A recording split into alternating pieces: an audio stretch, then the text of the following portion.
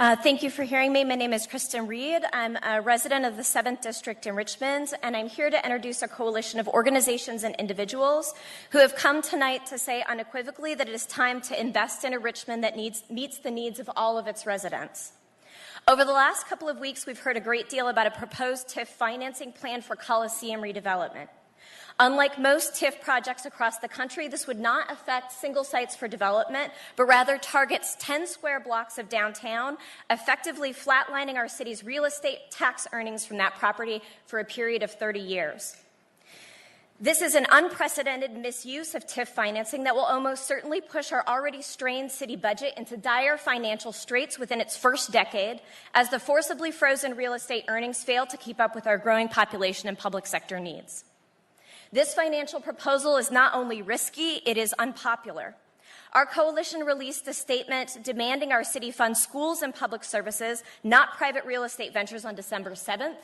Over the last 10 days, 19 community organizations and over 120 individuals have signed on in support of this statement. And I have copies of that statement and those signatures for you here. Mr. President, if you'd honor my request to distribute these amongst our council members, I would be very appreciative.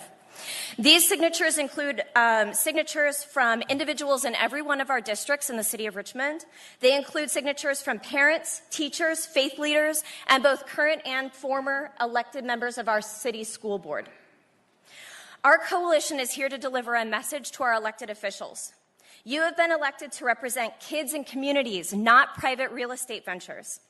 You are governing a city in crisis. Our public housing has no heat.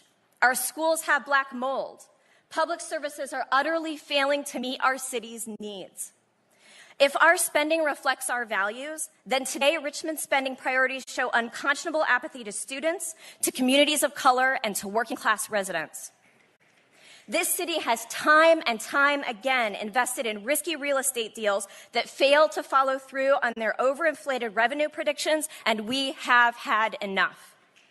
It is time for our elected leadership to show that they have the political courage to put communities over corporate giants. It is time for you to invest in us.